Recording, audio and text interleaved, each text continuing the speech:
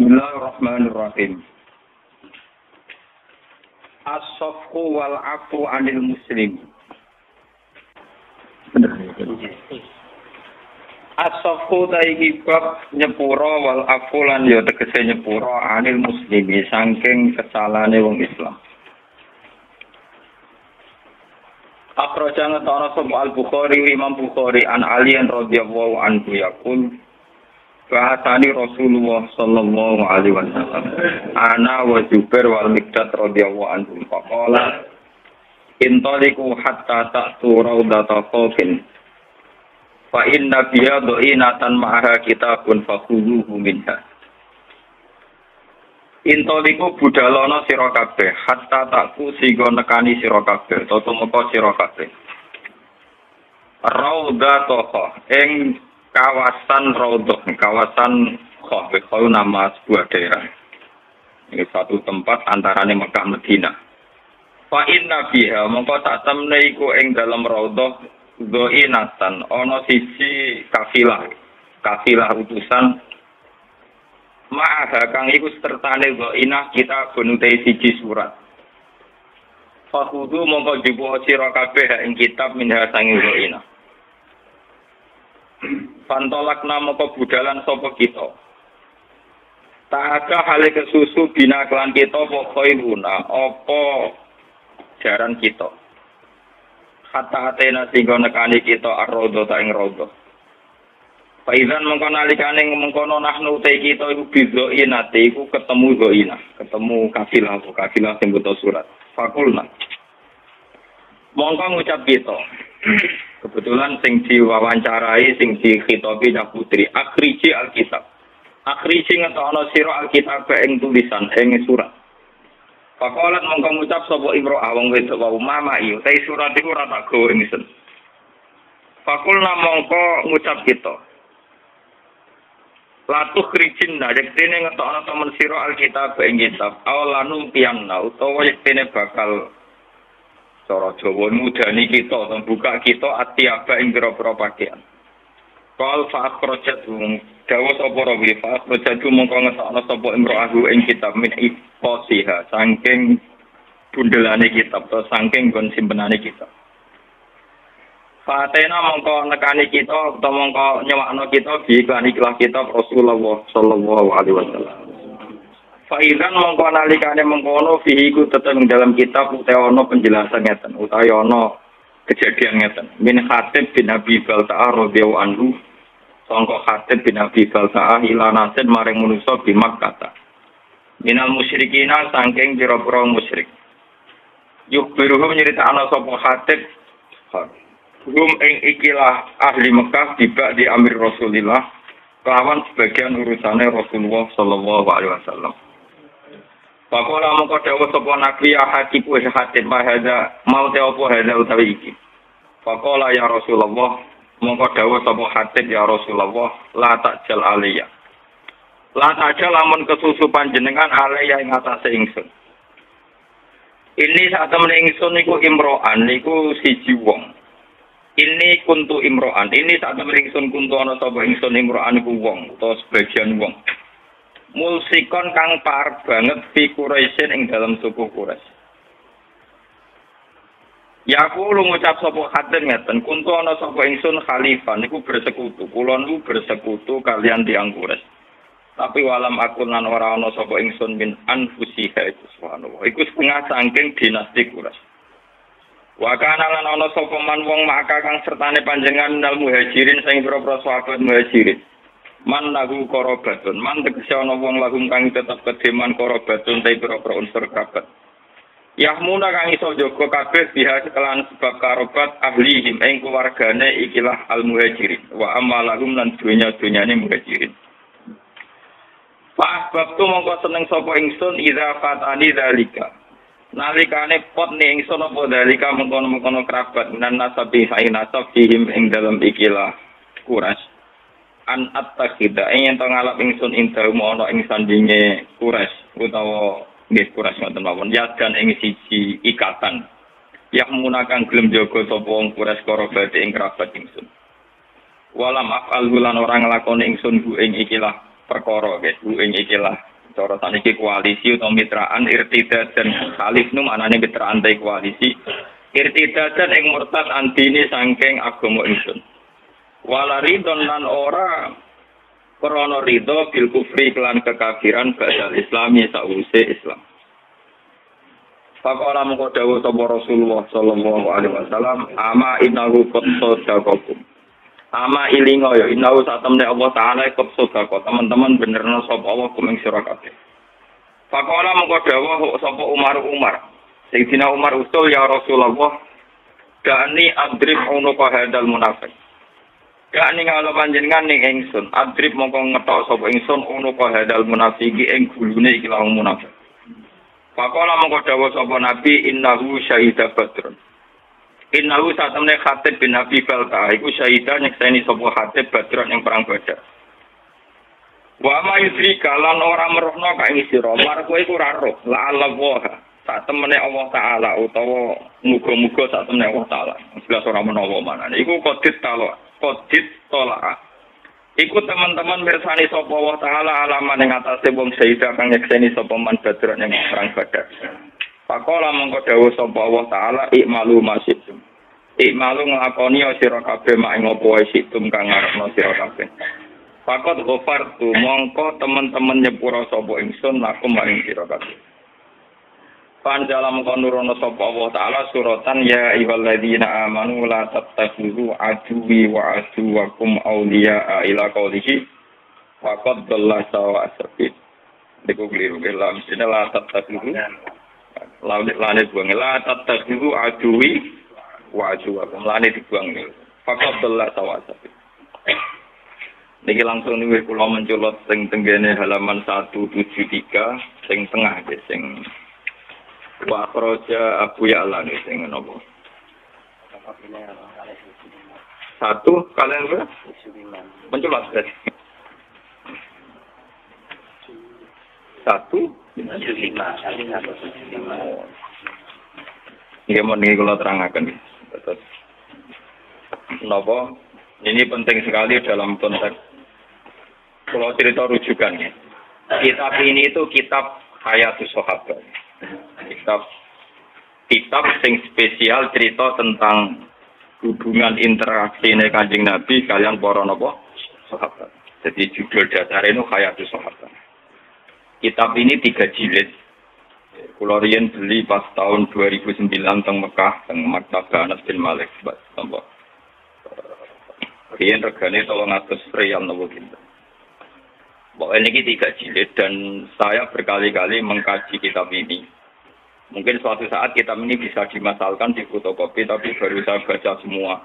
Teksnya banyak yang salah. Ya mergo sing nyetak tetep mergawe. Di ulama niat ngaji, tapi nyetak tetep napa? Mergawe. Jadi kadang ketambahan lah, kadang keliru. Tapi itu bagus. Orang mergawe ada kitab nyebar ilmu. Ini kalau cerita ya. Begini pokoknya kisahnya itu nggak ben sama ngertos punya perbandingan. Khatib bin Abi Balta'a itu tidak orang Quraisy, ya tidak orang nopo Quraisy. Ini rumah tenan. Ben sama ada di pemimpin Islam, jadi kiai, jadi ketua RT, jadi ketua keluarga orang karpe. Khatib bin Abi Balta'a itu tidak orang Quraisy. Dia tidak bangsawan Quraisy, juga tidak bermarga nopo Quraisy. Dia Islam sama Rasulullah. Ikut hijrah ke Madinah. Kalau sekalian ikut timah. Yang jelas itu Nabi hijrah itu ketika berlatihan dari Nabi 13 tahun. Latihan Nabi ini Mekah. Gak sukses mereka Mekah. Glodok. Kenapa? Glodok. Sehingga kabeh ulama sepakat umur nubuwah Nabi 40 tahun. Latihan dakwah tenggene Mekah niku 12 tahun. 12 luwih sithik. Sehingga orang bilang 13 tahun. Setelah itu hijrah kemudian Medina. Ringkasnya cerita soal hijrah ke Medina. Sebetulnya hijrah ke Medina itu hijrah yang ketiga. Karena dulu Nabi pernah latihan hijrah ke Taif, Genate, dan Kabasah, tapi hijrah paling sukses kemudian Medina. Sehingga semua penanggalan sejarah pokoknya Nabi hijrah ke Medina. Semuanya nak rukun diterangno kita malah apa paham malah ruwet pokoknya berkomekah tidak apa Medina. Pokoknya sing gampang-gampang lah. Nah, ketika di Medina itu di beberapa peristiwa perang, Khatib bin Abi Balta'a itu melok, termasuk daerah perang Badar. Ini yang perlu sampean catat. Saya ini seorang gus anak kiai, putune kiai. Paling repot itu nak ngadepi masyarakat. Ngeten iki kasusnya ngeten iki. Ben sampean tahu cara Rasulullah menyelesaikan. Hatib bin Abi Balta'ah, karena tragedi hijrah itu sebuah tragedi, tentu orang itu tidak sempat mengamankan harta-hartanya. Padahal rata-rata orang yang hijrah itu yang meninggalkan harta dan keluarga. Misalnya bojone orang Islam, anak orang Islam ditinggal. Dunyane cara omah rung dikunci, aset-aset rung dipasrahno kudu cepat-cepat napa hijrah. Karena keadaannya emergensi, tentu cepat-cepat ninggal. Termasuk bawa nom barang ditinggal. Karena orang Arab pun harus jadi bojo sitok. Mboten iki nanti guyon tapi nanti menjadi ilmiah. Masuk babonan-babonan nom napa ditinggal. Bener sampean kok cerita. Akhirnya sahabat Muhajirin yang Madinah itu tanpa bojo. Makanya kata cerita sahabat Ansor bojone papa itu kowe karep di milahin. Milah iku ya tak pegat ngono ida bar rapi kowe. Sehingga bojo pertama sahabat Muhajirin adalah bojo bekasnya sahabat napa? Itu semua ahli tarikh sepakat begitu. Karena bojo-bojo yang belum Islam atau apa masih ditinggal di Mekah. Nah, karena Sayyidina Umar itu bermarga Quraisy, orang Quraisy, Abu Bakar juga orang Quraisy, bermarga Quraisy. Rata-rata Muhajirin itu marganya Quraisy. Atau punya pertalian darah dengan orang Nopo. Sehingga ketika mereka merasa nyaman di Madinah, ya sajane ono nakalane ono sok sucine. Sok sucinya begini. Mereka sudah dipuji-puji bahwa karena hijrah itu meninggalkan keluarga dan harta. Tapi sebetulnya bukan ninggal nopleng enggak. Ya diam-diam misalnya Ruben dihormati Bene, Mbak Mustafa dihormati Misanane, pokoknya diam-diam ono sing rumah. Sehingga mereka tidak ada ketakutan kehilangan harta, termasuk Mbok Nom. Waktu ini mungkin ada ceritanya, termasuk Mbok Nom, bulan ini, termasuk kata kunci, termasuk apa? Mbok Nom. Ini termasuk kata kunci. Memang benar sejarah. Nah, suatu saat Rasulullah itu karena sudah perang Badar mendekati Fathu Mekah sekitar tahun 667 karena Fathu Mekah rata-rata ulama membuat penanggalan tahun 8 Hijriah. Setelah itu kan Rasulullah tinggal 2 tahun lagi wafat. Okay. Setelah itu Nabi Haji Wada dan Nabi Haji terakhir. Nah si Khatib ini karena tahu Rasulullah suatu saat kembali ke Mekah dengan kekuatan penuh dan pasti menang. Perlu dicatat, Khatib ini sudah tahu kekuatan penuh Rasulullah. Bahwa Rasulullah sekarang orang yang sukses, punya pasukan yang terampil, semuanya punya orang loyalis yang hebat. Mesti nak masuk Mekah itu menang kan. Wong perang Badar yang menang wong Islam, beberapa perang menang napa wong Islam. Akhirnya Khatib kirim surat. Ngirim satu perempuan. Jadi mulai dhisik nak kon dadi intel wong wedok orang nyurigai. Jadi mulai kasusnya wong wedok kirim surat. Nduk apa iki suratno nek penduduk Mekah. Suatu saat Mekah dikuasai Rasulullah. Lha iku mitra-mitraku sing nyelametno asetku iku kandhani. Ben sampean nak ana serangan Rasulullah frontal iku dunya ora dadi goni bang. Mergo ketemu kere-kere kok Rasul sing dunya aku dadi berapa? Kok terkenal karo perang iku sing dunya dadi goni bang, babonan dadi amal. Mulane kata kuncine aku muni babonan iki penting. Mergo perang dhisik iku mau bentuk loro. Tak goni mah BA amat. Soalnya itu apa tuh cebut-cebutin gak perang seneng kok solid bareng. Lalu itu nyata. Saya ini ngomong seneng Pak Ayo dia. Nanti saya itu seneng perang. Mereka dia itu amat. Tetapi apa? Aneh. Yang turunan yang bedik-bedik kayak Khalid bin Walid. Anak yang bedik-bedik. Nonton itu kadang amat orang bagiannya diambung. Lalu bagian buah ambung. Lalu orang mesti bagian. Ada dia perang itu situ. 25 bentuk apa? Hasil si Khatib bin Abi Balta'ah ini kirim surat supaya aset-asetnya diamankan. Ini kembali ke mukjizatnya. Karena Rasulullah itu seorang nabi, beliau mukasyafah, kemudian diberitahu Jibril bahwa Khatib itu membocorkan rencana Nabi ke Mekah. Padahal dalam teori perang, pembocoran informasi itu kan satu hal yang krusial, satu hal yang bahaya. Padahal awaluman kalau ini betul, berarti awaluman yang membocorkan ini Khatib bin Nabi. Paham ya? Akhirnya Nabi lewat teori, ya memang teori perang mesti begitu. Ngutus Sayyidina Ali di Raudah Taqwa, cara kene perbatasan Mekah Madinah itu ana wong sing putusannya Khatib bin Abi Balta. Itu bawa surat yang mau membocorkan ke penduduk Mekah bahwa kita mau kenapa Mekah. Walhasil rahasia perang itu nanti terbongkar. Sampai Ali dikejar, terus walhasil ternyata surat itu ada semacam pengkhianatan. Ternyata Khatib bin Abi Balta, sahabat soleh yang pernah ikut perang Badar, ternyata khianat dengan membocorkan informasi itu ke penduduk Mekah. Nah, ketika sudah begitu, Khatib dihadapkan kepada Rasulullah. Ini rumah tenan, dihadapkan kepada Rasulullah. Khatib, apa yang mendorong itu? Kenapa kamu khianat? Informasi rahasia ini kamu sampaikan ke penduduk Mekah. Jadi Khatib, ya Rasulullah, tiang-tiang sahabat muhajirin itu rata-rata kan orang Quraisy.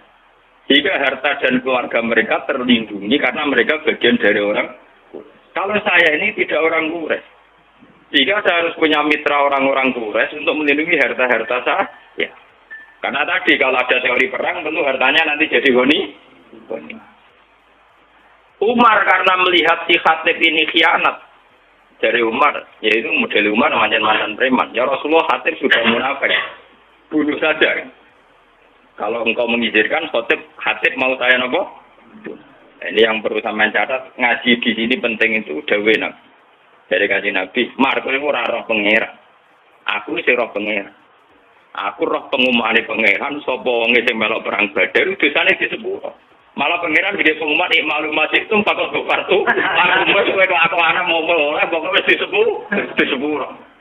Umar kan meriah, ternyata Khatib wis karena Khatib tahu melok perang Badar. Jadi dia melok untuk pengumuman maklum masih itu bakal kartu napa? Laku. Wes piye wae kowe disepuro. Karena juga ada adil kan pangeran misalnya sing mati dia mati syahid terus sing ra mati ra disepuro kan ya ora lucu padha perange kok. Jadi siapa saja yang perang Badar tentu untuk pengumuman untuk satu hadiah malu masih itu pakai gofar tuh laku wes kalau anak mau poae wong kalau perang Badar tetap nopo disebut. Nah ini yang menjadi catatan sejarah itu begini, ini kira ngono tenan. Dalam Fathu Mekah ini mau kembali ke Mbok 6. Mau yang sok suci kan Sayyidina Umar. Mereka bahas Khatib karena dianggap membocorkan apa informasi. Sampeyan tak ceritani, poso dalail yang dilakukan toreko-toreko sing tukang poso setahun nih. Bener ya Pak, setahun nih. Masih kurang suwe 3 tahun. Setahun wis suwe malah nopo. Poso dalail itu udah ada sanad sampai Rasulullah. Secara ilmiah ada sanadnya. Bahkan zaman Nabi Sugeng itu jelas-jelas melarang la siyama liman somal abad. Tidak boleh wong poso nurut binti tahun. Jadi dulu larangan betul poso setahun. Ya, jadi poso setahun riyen dilarang Rasulullah. Wis Ramadan tok ambek kadang nak umat ya Senin Kamis, nak umat ya Asyura, sing mesti ku nak wis kadung dadi kiai kok poso napa? Durunge akta itu napa? Arep apa? Arep. Ora tau poso dadi ra. Mas saya khawatir kakek gak jarah. Kulo niku kulo ape cerita foto sunat itu trauma kanca kulo. Niki kisah nyata. Kulo niku kanca jenis Sukron. Mulai yo latihan kiai pidato pas Idul Fitri. Man soma Ramadan summa atba'u sitan min Syawal fa ana ma sobat daro napa kula. Pokoke melepok pokoke padile foto 6 dina sama. Barang hari kedua ketiga tamu dia cek poso dia ora poso. Tamu dia lugu-lugu wong awam. Ih, jebule jenengan bodoh niku lho. Kula foto arep jenengan jebule jenengan gak poso. Jenengan kula kapok ya iso suci. Itu antu lho, itu harus jenengan kapok. Jebule banyak umat sing poso niteni. Pos sing do foto 6 dina itu wandene. Syukrane rokokan tenang. Iki boleh jenengan bodoh niku lho. Kulo men foto-foto jenengan jule jenengan gak. Bos.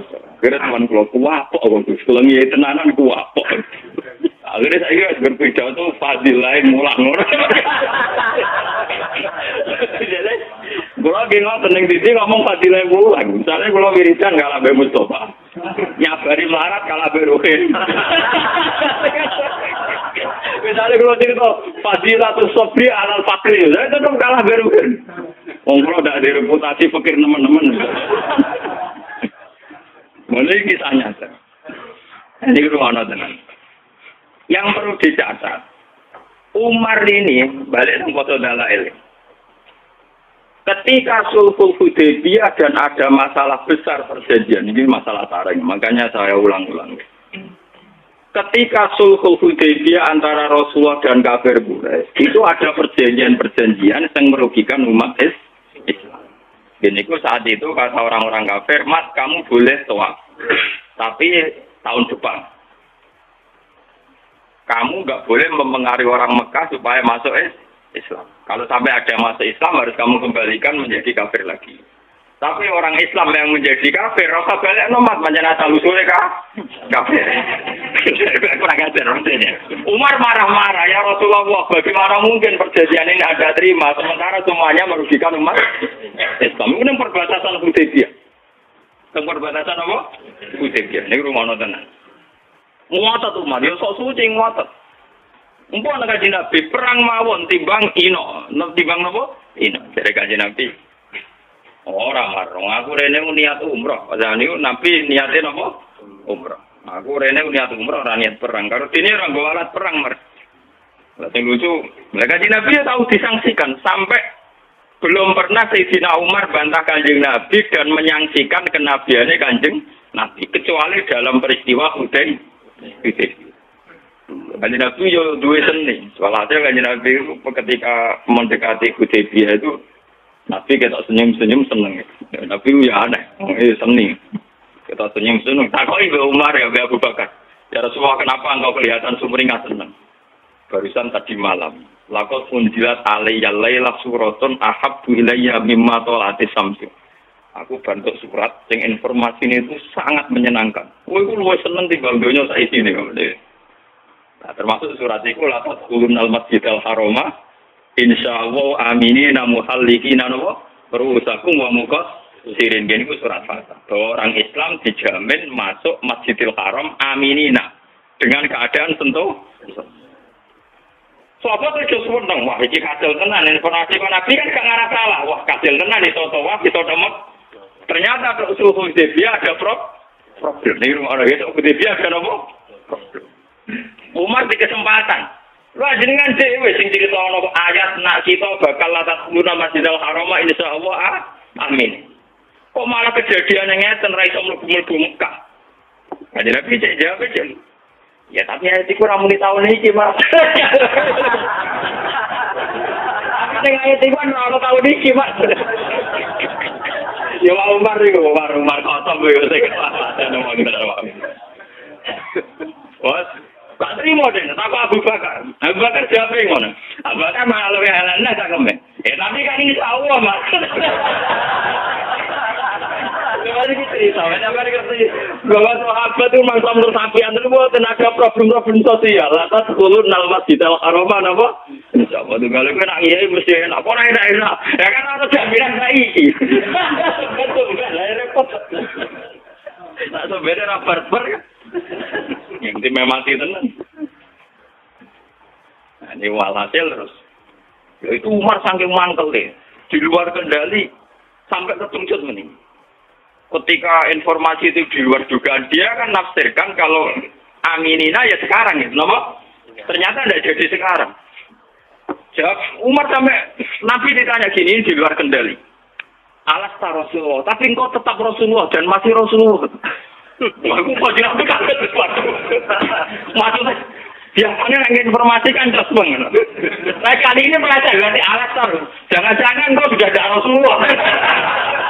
Umar saking dari Nabi gak emosi, ya aku tetap Rasulullah. Nah, semua informasi dari engkau mesti benar, iya mesti benar. Nah, tapi kenapa dia jadi masuk Mekah sekarang? Ya mereka orang tahun ini, karena Nabi jaga mereka orang jaminan. Tadi, walhasil Nabi menerima konsep Sulhul Hudaybiyah dan akhirnya Nabi kembali ke Madinah tanpa terjadi umrah. Sampai 2 tahun kemudian baru terjadi apa? Lah iku Sayyidina Umar akhirnya nyari anak foto dalan. Warene Madinah dene sewadah. Jebule muatat bantah Nabi dia ora kangen Ka'bah. Duwe bondo memang. Jadi dia muatat bantah Nabi ora kangen Ka'bah. Munamuni apa tuaku ora ono pikiran tuaku ora ono. Mergo kangen mbok enom suwi-suwi ra dikumpul. Saiki wis itu gerbang Mekah yo gara-gara kangen mbok enom kok aku bantah Nabi ngantek ngono, paham ya? Dene sumpah-sumpah pe poso setahun.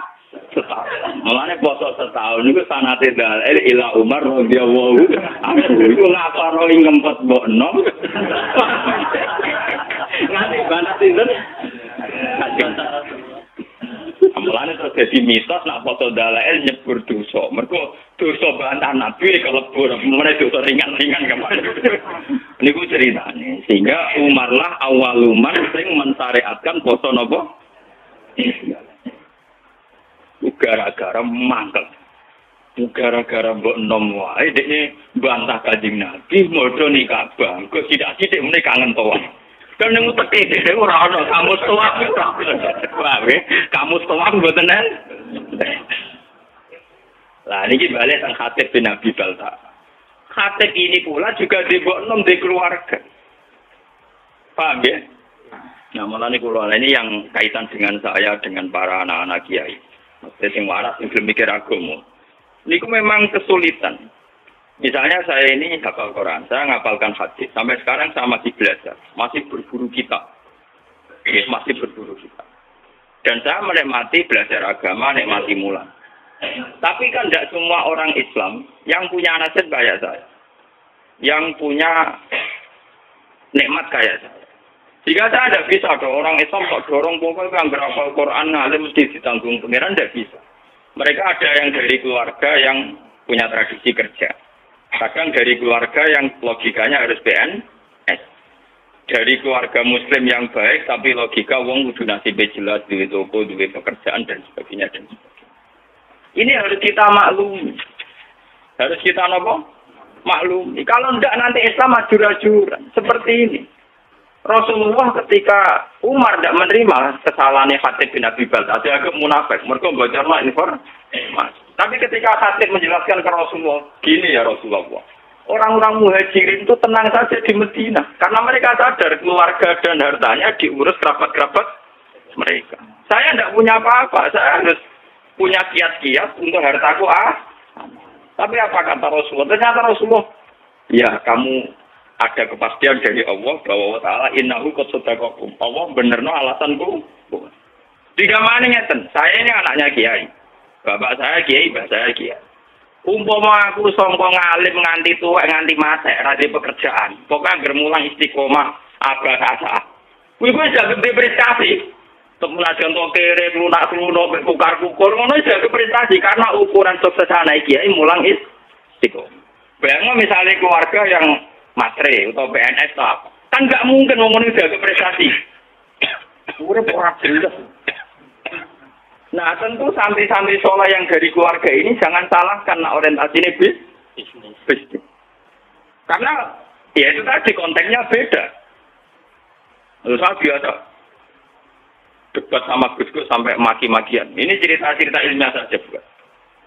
Lan gile, jenengan sinau tenanan perkarane dihormati dijunjung. Engko pondoke ya jelas mulang jelas. Nak rugen kon sinau tenanan ya ngerti ra di pondok. Engko kitab kalau Jawa takokane bojone iku dadi dhuwit ta ora.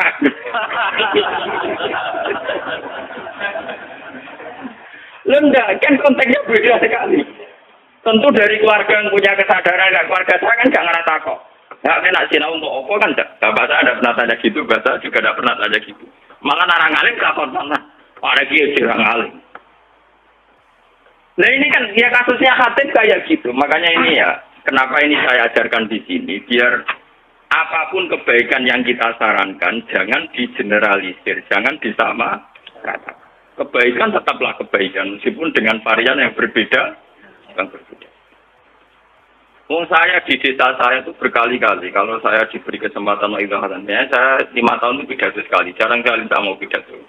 Biasanya 5 tahun sekali, 4 tahun sekali, wong-wong berkumpul dengan kalau kepengen kalau pidato. Ini kalau pidato setengah jam. Kalau nak pidato kayak simpel mawon. Soal jenengan saya danten senengani pengajian sing saya mboten nggih saya sing turu nggih saya sing tengah-tengah nggih saya. Wong Islam ku gampang. Yo tak critani wali sing ora turun. Soal dadi nek Isya ono cerita lucu. Ono wali nek rino ku poso, nek bumi niku tahajud. Wes salat sunat apa dilakoni poso model B napa? Dia karena merasa suci karena amalnya entek ngamek. Dia golek saingan wali. Ya Allah, apa ada wali yang setingkat saya? Ternyata benar di ditoro wali sing turu. Iku milir pada sholat. Gak terima jadi saya wali di tukang turu gak terima. Jadi cerita nyata. Ya Allah, gimana mungkin orang yang turu orang-orang mau bertangine pada sholat fardu derajatnya sampai kalianku ngono. Ya nara paham yo takok kok gampang to. Takok. Wali sing tukang turu takok. Kowe kok iso derajat mbek aku perkarane. Yo ngaku ibadah rino poso bengi tahajud.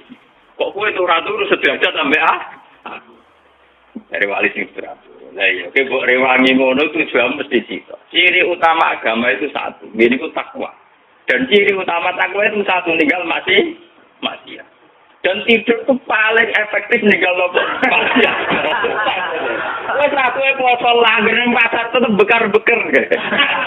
Kowe poso langgar mlaku tetep ora wedok, ora rondo, ora prawan, ora macam-macam.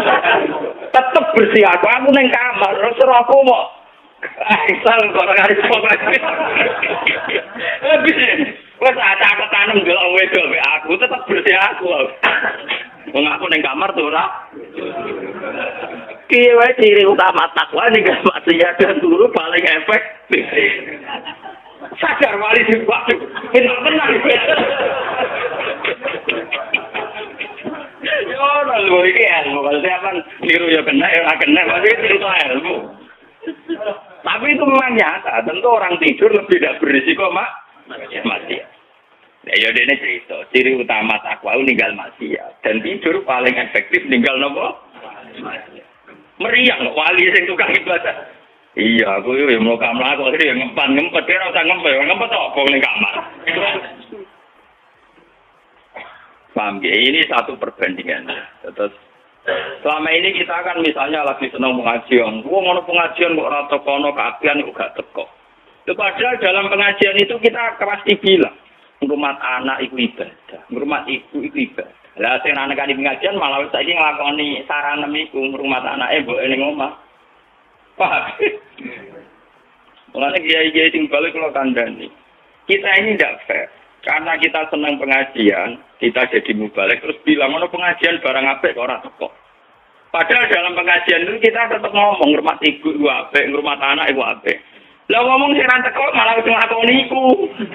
Ojo saiki nek ngomong ngurmat anak. Ini saya kiai, saya ngomong gitu biasa di depan umum. Bagaimana mungkin wong sing wis ngaplikasekno ilmu malah mbok kritik. Paham ya? Mulane kula nak tenaran di biasa cerita, sakniki sing teng sawah mboten ngani pengajian kula nggih saya muni sawah golek apa kok. Niku nggih sarane kiai, sarane Islam. Sing sakniki teng omah ngemat anake nggih saya iku wis sarane kiai, sarane Islam. Mungkin punya resiko secara nafsu nang jatah enggak banyak, tapi kita harus gentleman bahwa itu ya kebaikan. Memang butuh nekat kayak saya yang enggak butuh populer. Tapi harus ada ulama yang nekat kayak saya supaya kebenaran itu terjadi. Makanya di Ihya itu ada kitab Fadilatul Kasih, ada bab Fadilatul Kasih. Itu dan saya berani ngomong gini di desa saya pun saya berani. Suatu saat Rasulullah itu ngaji dengan para sahabat. Itu Rasulullah, bukan terima kiai, bukan terima balik. Rasulullah, sing dua Islam. Ora terima balik, ora terima kiai. Ya, nabi ngaji. Nah, mesti anggar kiai di santri sing kota-kota, Mustafa. Wah, santri sing kota-kota ini kan mesti ekstrim. Ono canom, awake kekar, gua pacul, tenang ya, ono wong ngasih diliwati tenang ya. Apa ini kebun kurma? Tenang. Ya liwat ngarepe Rasulullah tenang. Lah si pemuda-pemuda nasi sing melok ngaji kan. Ya Rasulullah, canommu cek kurang ajar. Wis enom kuat awake cecet gak gelem cek rugine wong iku ana Rasulullah ngaji kok gak melok. Jare Apa jawaban Nabi? Kamu jangan bilang demikian. Dia itu kerja untuk nafkahi anak istrinya. Dan itu ya ajaran saya. Malah dia itu nggak mau diajaran. Lu itu Nabi, macam mana saya tahu ya? Karena Muhammad Nabi itu nah. Kamu balik. Jadi dia tidak mau balik, tidak kiai, tidak ada nafsunya sama sekali. Paham ya? Memang butuh hati gede, ngomongnya kan butuh hati gede. Lalu kita tetap ngaji, banyak goblok, ya ngaji kok. Nah, tapi ini cerita, kita ini tidak usah membakukan satu kebenaran, satu dua. Mungkin apa Gus kudu ngalim takdir. Apa sing rapati Gus, rapati ngalim, tapi ambil pidato, sing maslahat gaya masjid, urusan bangunan. Karena aku coba melok-melok, malah raro aku malah repot. Lah foto sing aku ngaji malah melingkar kabeh maknane malah. Ini kan urusan pembagian apa tuh? Tugas. Makanya Sayyidina Umar disalahkan oleh Rasulullah. Kamu jangan begitu. Ternyata Hatib bin Abi Balta'ah punya pertimbangan tertentu. Umar sing sok suci tadi ternyata pertimbangannya bodoh. Dia mau angkel ambek awake dhewe terus foto nopo adalah go ngaparoi bantah Nabi demi mbok. Semenjak niku terus dalail dadi syariat. Mulane sanad dalail sebenarnya terputus sampai Umar. Yang persisnya adalah waktu setahun terputus sampai sinten Sayyidina Umar. Bahwa kemudian ada hadis umum tentang Umar. Ini kok alaikum bisunnati wa sunnatil khulafair rasyidin al-mahdiyyin addu 'alaiha bin nawajib. Jadi sebenarnya kalau persisnya puasa setahun itu hanya sampai Umar, paham ya? Karena Rasulullah melarang puasa nomor tahun. Tapi karena Umar punya pikiran tertentu untuk mengkafaroi dosanya, itu sah adanya. Ya tentu menghindari yang haram-haram kayak ayam mutasyrik terus. Napa? Idul Fitri tanggal 1 ya itu kan itu pakem ya kalian gitu terus.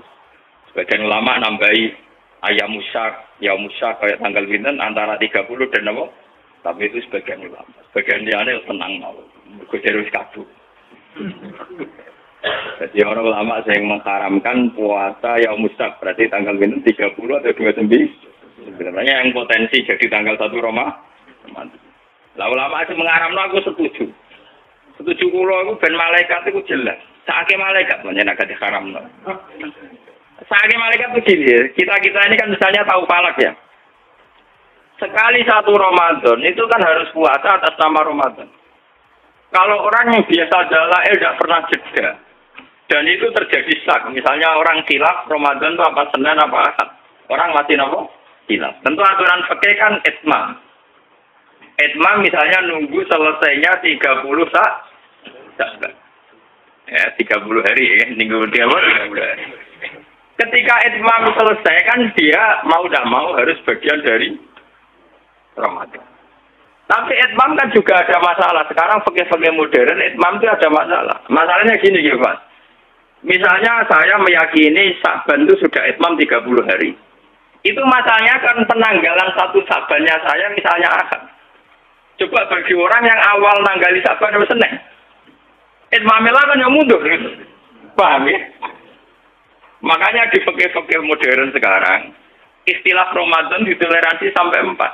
Itmam itu tidak menyelesaikan masalah karena kalau ngitungnya dari Sa'ban sudah beda. Paham ya? Selama ini kalau kiai-kiai pidato kan hanya cerita, lo nak bingung yo gampang, pokoknya Pak Milu data Sa'ban salah Cina Yoman. Nah, tapi salah Cina Yoman yang awal Sa'bannya besok, paham ya? Lo mungkin paham masa gue? Salah Cina Yoman Sa'ban dimulai sing sitok, misalnya Mustafa ngitungnya Ahad, sing Rugen ngitungnya Senin. Tak tetap ikmalilah mundur kan? Nah. Orang yang biasa gak poso kayak aku gak bingung no malaikat. Karena jelas catatannya bahak poso, bahak poso. Karena yang biasa poso dalail malaikat itu dicatat. Bagian dalail nomor Ramadan kan. Jadi kadang ibadah tadi perhitungan sakit malaikat. Mereka ini bingung no. Mulanya rata-rata ulama, jumhur ulama mengharamkan yaumus syak. Aku cocok. Mau ana poso sekarang lu cocok. Mergo ya mergo ora usah poso iki maksudnya. Mergo ora usah ngomong poso. Lo karena memang membingungkan. Nah, sebagian ulama mengatakan ya, cerita ilmiah ini masih cerita sahabat, termasuk zaman sahabat kata Ibnu Abbas, kata sahabat-sahabat yang hati-hati. Ya sahabat dia wonten sing alim gede, kata sekolah ini kayak kata alim tapi di perhitungan pokoke seneng sing haram-haram poso seneng. Mergo wis ora poso untuk ganjaran. Mergo ciri utama haram nak ninggalkan ibadah. Jadi sing poso iso ngenyek kuat. Goblok kowe poso. Poso yang mustaku haram nglakoni. Wis poso untuk dosa. Wis poso untuk dosa. Aku wis ora poso untuk ganjaran meninggal barang haram.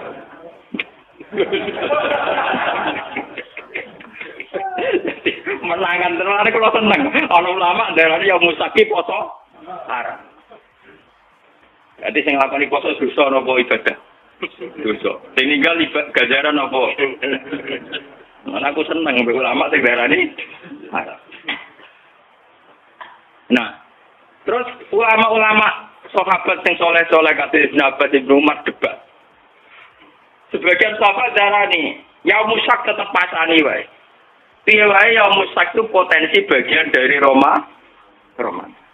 Sebagian sahabat cara berpikir lebih baik saya puasa tidak bagian Ramadan, saya berikan ke Ramadan. Daripada faktanya yang musak sebetulnya telah Ramadan dan saya tidak puas.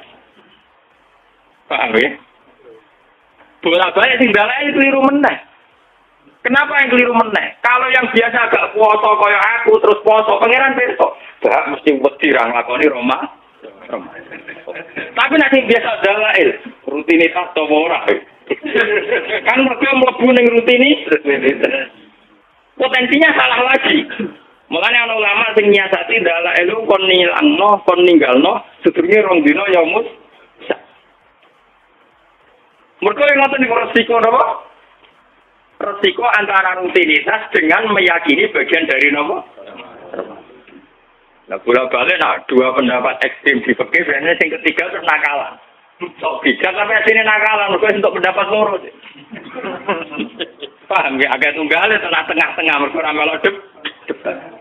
Nah, terus para ulama sing ketiga cerita khusus bagi mereka sing duwe adat poso.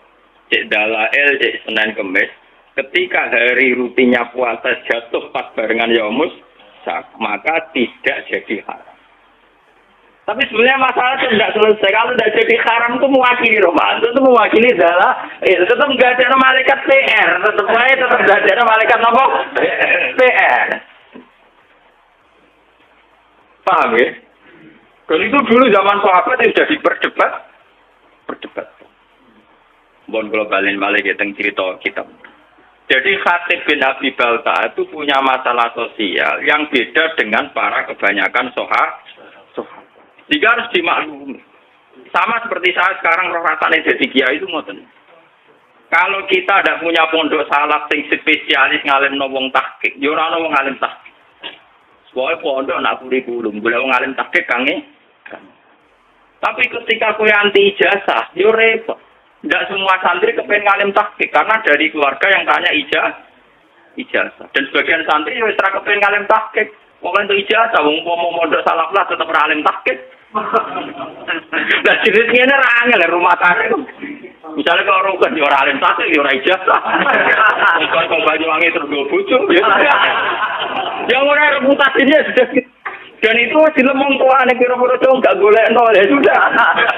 Ya sudah kebaikannya dia, suksesnya dia ukurannya bermodal untuk bujuk. Ya sudah gitu. Kita tidak bisa maksa orang kebanyakan.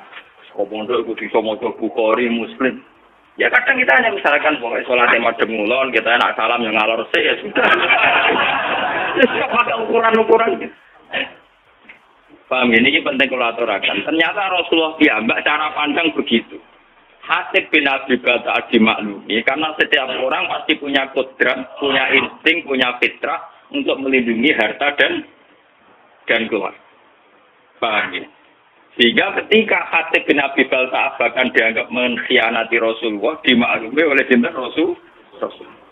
Umar yang sok suci begitu dalam konteks Khatib, ya dalam konteks Khatib, ternyata beliau juga punya kesalahan dalam sulhul Hudaybiyah. Ternyata di NRA kangen Ka'bah, kangen Mbok. Wan yo repot. Aku dolan ning kanca, ya pangeran yo wis dolan ning kanca silaturahmi. Sebagian yang dari wong judes ning omahe. Wis rahasia umum pangeran beres kok. Niat silaturahmi mau kadare piro. Tapi nak ngendari data blojo karuan. Timbang itu mari tukaran bebas silatur. Mau nak bojo sore kan benes barang setan hilang mulai bojo wis sadar. Kok itu Pak kok kaget tok besok mlaku. Jadi kan munculnya setengah itu kerayam. Banyak kebaikan sing subhat ini pirang-pirang.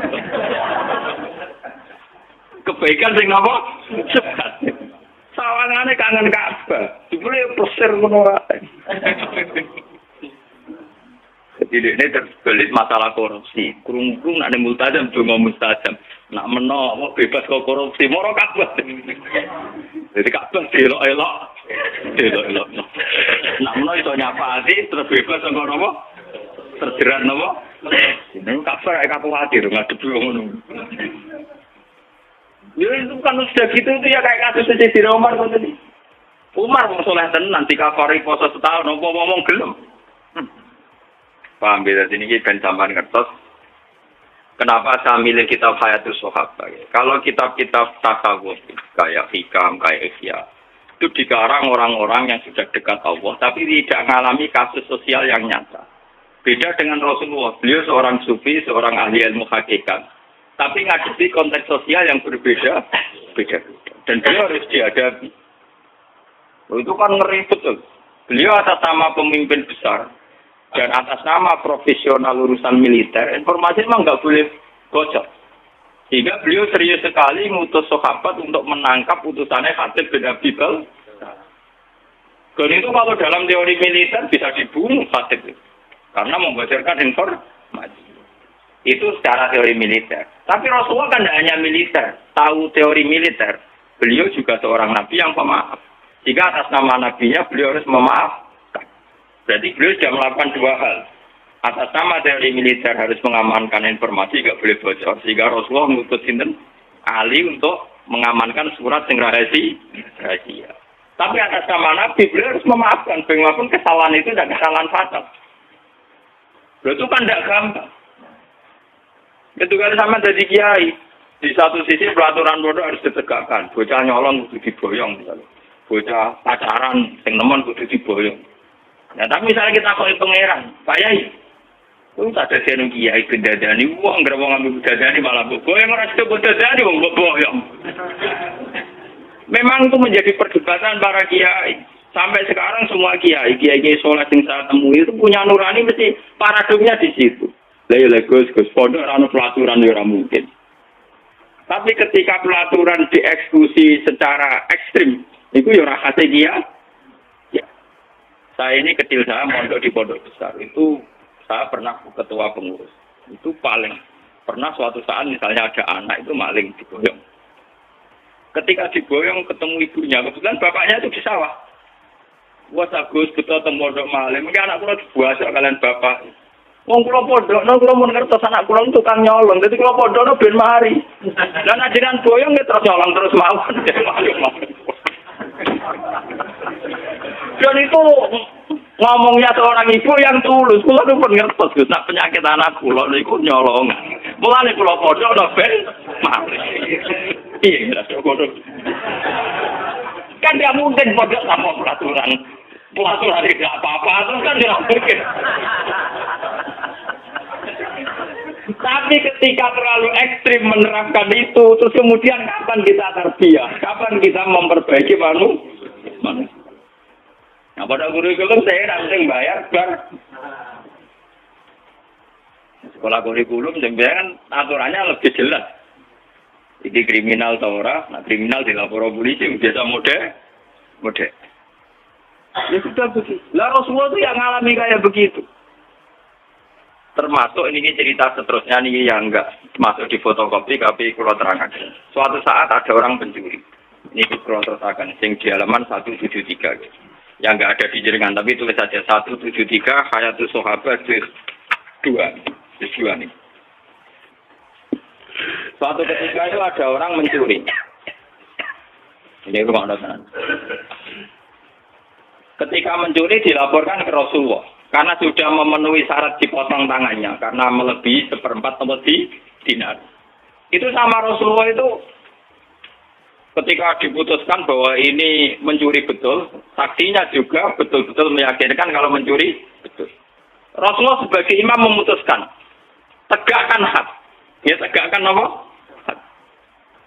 Tapi ketika eksekutor, cara saniki Al-Bujune mau memotong tangan. Rasulullah itu berpaling fakaan nafi wajhi asapun. Nabi itu susah sekali. Susah terus, buang muka terus. Bahkan sebagian riwayat memiliki seakan-akan wajahnya Nabi itu ditaburi debu. Saking tersinggungnya. Nabi kelihatan tersinggung. Ketika para eksekutor mau mutus tangan, Nabi kelihatan tersinggung. Marah. Ngempet marah. Sehingga sahabat-sahabat yang di situ, ya Rasulullah, engkau itu Nabi. Dan ini khat juga sesuai perintah Quran. Dan kau juga menyuruh hak. Tapi kenapa engkau kelihatan tersinggung, kelihatan susah? Terus jawabnya Nabi. Fakih fala ahzan, fakih fala abdi, wa umat itu ta'ubain asurikum. Lho aku ra susah piye, iki ku santriku, umatku, tangane diketok ning ngarepku, kae ora ngregani aku. Akhirnya sahabat-sahabat itu. Ya gampang ya Rasulullah, ya ora diketok. Apa ya nakal-nakal. Ya gampang ya Rasulullah, jenengan sepuro mawon ora usah diket. Terus jawabin Nabi apa? Zakat sultan su'en iki kula waca. Zakat sultan su'en allazi ya'fu anil hudud. Walakin ta'ful hudud bainakum. Lho nak sebuah kriminal sudah dilakukan dan harus dihukum, kudu dihukum. Nak mutusno di sepuro zakat sultan napa? Itu imam yang jelek satu hukuman kok dibatalkan. Tapi apa kerusan Rasul? Gak, aku sebagai imam tetap diketok. Walakin ta'afu bainakum. Iso ora diketok, tapi hukum dasar ketok kudu diilangi sik. Akhirnya wong sing ngrumangsa dicolong, ya Rasulullah, sing kemalingan kan kula. Sudah saya maafkan. Lah ngono kan. itu hebat. Coba. Kiai saiki kok dadi nabi meriang terang. Nah, paling enggak kalau kayak saya kan tetap roh kafe. Maksudnya tak ceritani, jadi nabi ku berat tenan. Jadi nabi memutuskan kon ngetok, tapi ketika itu tolong pengotor nabi kelihatan tersinggung, susah kan. Itu apa sing nakalkan? Gampang saya Rasulullah. Dengan ngoten rasa mawon rasa diket. Ketok. Aduh, itu sultan su.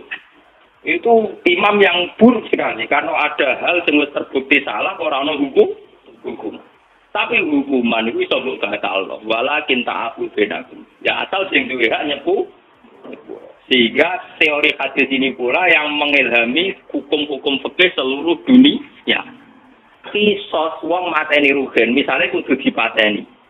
Tapi nak keluargane rugen nyepuro hukum kisos daja. Masalah maling ya gitu, kisos juga begitu. Kecuali zina, kowe nyelingkuhi bojone wong. Terus sing lanang rido ngedian. Jadi ora ana hukume edan ora. Iku mergo. Iku ora contone. Kecuali cerita-ceritane kota-kota gede nang edan-edan niku.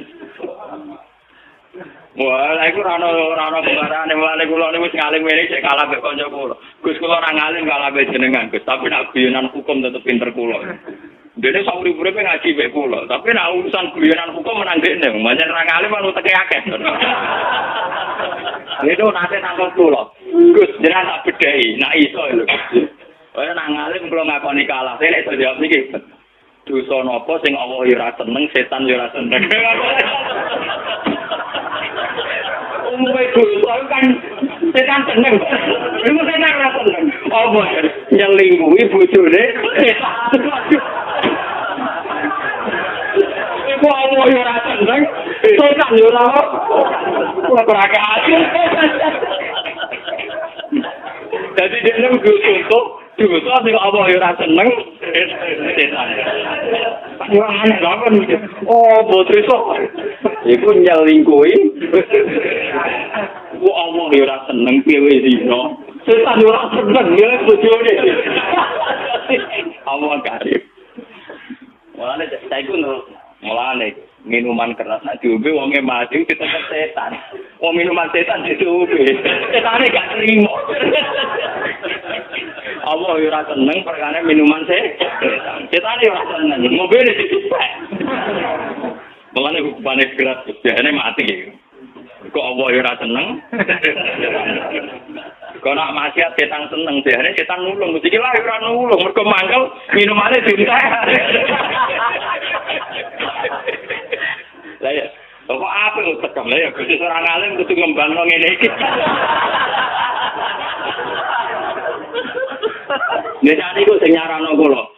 Gus ra usah dadi wali papan atas, ora usah dadi wong saleh nemen-nemen ora enak. Lah ora enak.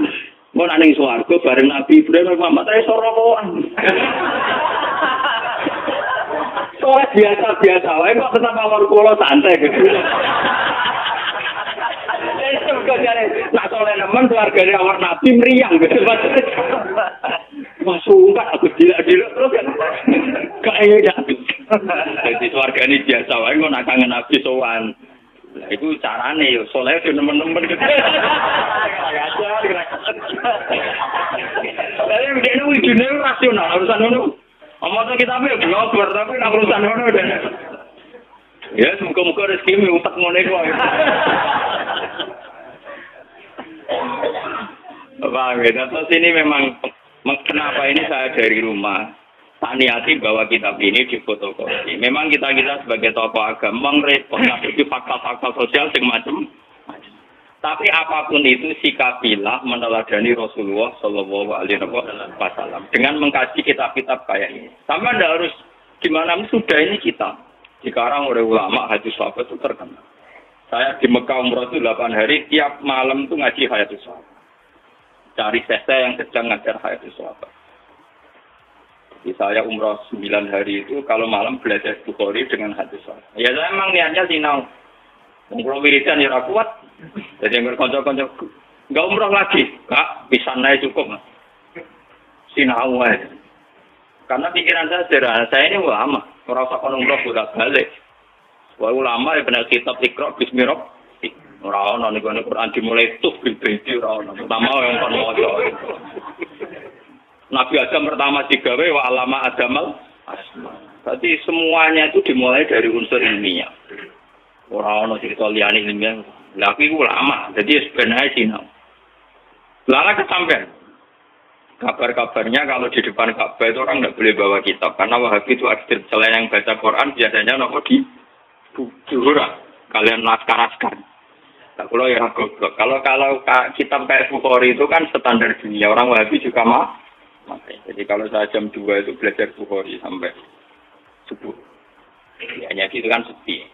Ya karena belajar wong alim itu wadah kan gak boleh rujuk, gak boleh makno. Kalau belajar Mustafa ya boleh kamus. Mujid gak kena kamus terjemahan. Ya repot-repot. Malah kabar bingung piye riwayat. Jadi kalau malam itu belajar jam 2 sampai subuh. Biasanya santri-santri sarang yang di sana ikut ngaji. Meskipun sudah modal di Mekah ya, Gus kalau ngaji lagi sama jenengan, memang dulu muridnya saya ketika di sarangnya ngaji lagi Bukhari. Sehingga saya pas di Multazam itu hanya berdoa, ya Allah, saya ingin mewarisi Rasul Engkau yang Engkau titahkan, Rabbana wa aksihim Rasulam minhum yatlu alaihim ayatika wa yu'allimuhumul kitab wal hikmata wa yuzakkihim. Bahwa Rasul Muhammad itu disifati Quran itu hanya tentang ngajarnya. Seorang Rasul itu apa? Rasul adalah orang yang mengajarkan kitab Quran. Wa yuzakkihim wa yu'allimuhumul kitab wal hikmata wa yuzakkihim. Sehingga seorang ulama kalau warasatul anbiya, ciri utamanya itu hanya ngajar. Bahwa kemudian wajib haji, nak ditakdir wajib. Ini pun enggak. Ya kayak kula mari kadang Mari wah ya repot. Kalau nu cara melarat malah enak mikir kaji. Kadang ditetir mampu napa? Nah, rugen kula tak wah kula ora kepikiran blas ora wajib. Oh, segala pikir gowo. Tapi memang iya, kalau ulama itu watak dasar yang wajib nggak bisa dihindari itu mulang. Karena ketika Nabi Ibrahim itu ingin punya anak cucu yang jadi rasul, itu berdoanya Rabbana wab'ats fihim rasulam minhum yatlu alaihim ayat. Harus ada alaihim. Setelah dia alim Quran harus dibacakan ke orang banyak. Kayak saya ini dibacakan ke orang banyak. Yatlu alaihim. Jika hubungannya ulama dengan umat, usahakan hanya hubungan ngajar. Dan itu saya praktekkan. Saya di Bojonegoro habis ngajar ya pulang. Di sini habis ngajar pulang. Jarang saya nimah tamu. Sekali ulama di luar mulang hubungan dengan masyarakat. Setengah dukun. Semarat judungano jembar rezeki ini. Sing buka toko ya ben penglaris. Paham ya? Sing dudo-dudo yang benang payura. Itu udah harus ulama sekali bersaya sing nangani ngono-ngono itu Pak. Selain aku ora duwe donga-donga sing iki buka toko, iki buka pom, iki ora duwe ngono. Wah ana sing kiye ngoten wae ono ae dongane. Buka toko ben laris. Istiwa bebas wae akad legi apa mbok. Soale wae ora ono cara-carane mbok piye. Mungkin dia ora toko kok carane.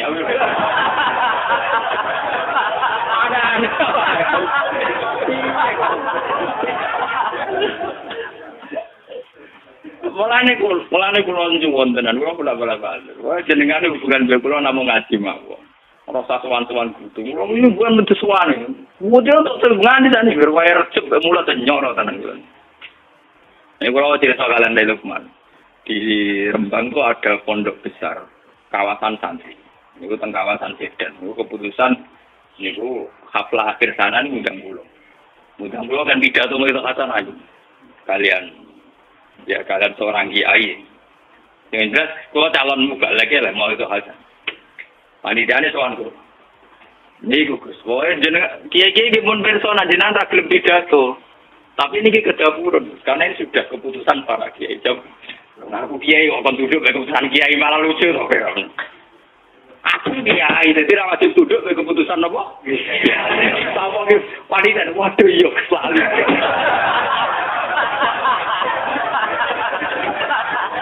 Lagi tenang ya berkuyan. Aku itu kiai, coba intimidasi keputusannya apa? Kiai. Di kandang ning para kiai sing mutus. Jare Gus Pak sendiri juga napa?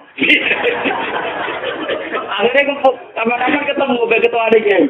Wah, ada saya cangkem.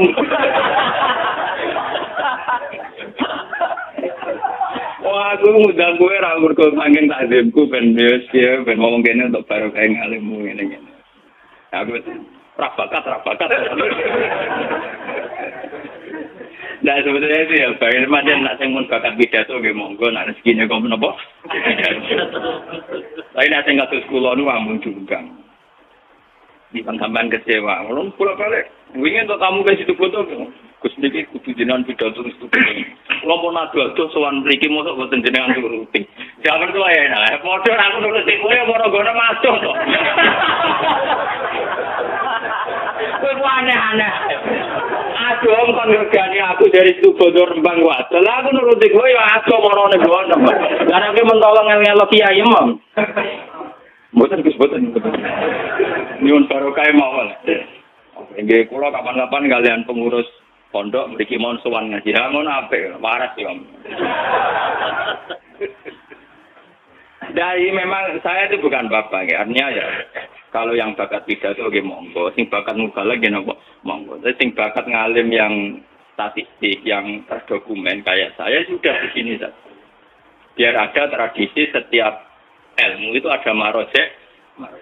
Saya itu kalau ngaji saya tahu kok rugi ngomong apa percaya umatnya ra paham. Tapi tetap tak dudono kitabe. Meskipun aku ya ora yakin orang sing takok rugi, Gus kok mulang kitab apa ya ora takok.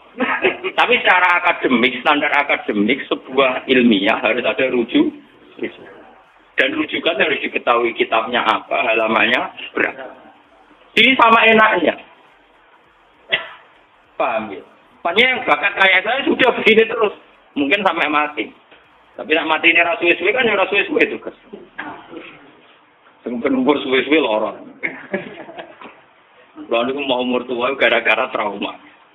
Jadi Nabi Ibrahim itu suatu saat dongo. Dia ya tahu, keliru dongo ya tahu. Kayak Nabi Ibrahim lah, ya Allah, kalau kepen umur panjang. Mbak Pangeran lah dijawab. Dosen apa? Nabi Ibrahim umur panjang, Mbak Pangeran lah dijawab. Suatu saat dia ditamu wong tua. Untune wis rono, tuwek ngono. Disuguhi kurma ben apa? Anggur sungguh wabah wis mateng nih. Tiap dipangan meler-meler sebelum. Nabi Ibrahim itu sampun Gusti masuk bukan mboten situ. Dene kuwatir meler-meler. Jadi pengenan ora dijawab. Ora satu wong tuwa. Ora nuntune mangan apa? Anggur ana aire. Lha kok ngerti mangan meler meneh ceblok meneh meler meneh. Waduh ya Allah ditiku. Terus akhirnya alami mawon Gusti. Saya kok kepen tuwa barang kok apa? Santri ra duwe putu bosen ngrumat bojo judes. Anak bosen ngru. Alami ya ora usah ndonga panjang umur. Wis wae ndonga ya. Gusti kalau sebaiknya hidup ya hidup. Kalau sebaiknya mati ya. Nah, itu aja Pak Re. Memang ajarannya Nabi Muhammad yang begitu. Ini makanatil hayat khairan li. Wa ta'afani makanatil wafat khairan li. Nabi kan adungan. Ya Allah hidupkan kami kalau hidup itu lebih baik. Matikan kami kalau mati itu lebih baik. Gampang mas ini urusan pengiran itu gampang. Malah ngajari pengiran. Kepengen umur nopo? Kepengen nak mangan meler.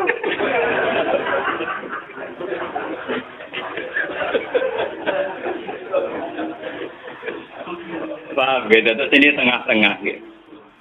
Makanya sebetulnya kayak ekstremis-ekstremis yang memaksa hukum Islam diterapkan secara ekstrim. Itu sanadnya juga ada mutasil amal. Karena memang hukum itu harus diterapkan. Ketika ada kasus, hukumnya harus diterapkan. Tapi sebetulnya sebelum hukum ini diterapkan, itu ada solusi pengcancel, pembatal hukum. Yaitu pihak keluarga atau korban tetap punya hak memaafkan. Dan itu menjadi alasan hukum jadi gugur. Paham? Dan itu seluruh umat Islam, ulama seluruh dunia sepakat.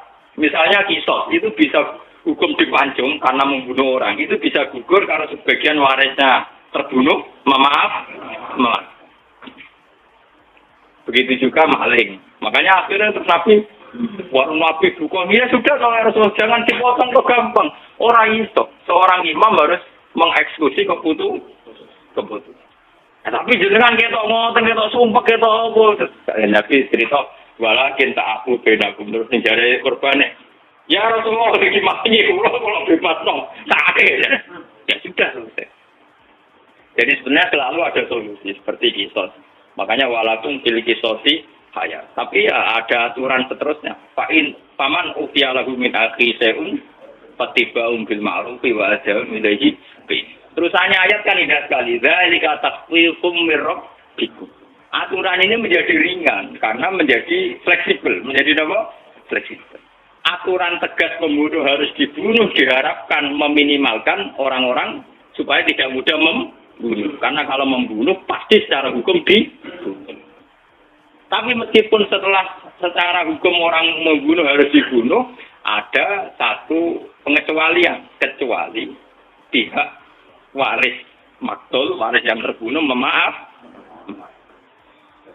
Lewat ngaji ini supaya sampean ngerti sebetulnya Rasulullah Jamal zaman Sugeng itu diantara ketatnya hukum masih ada solusi. Bagi Al-Fatihah.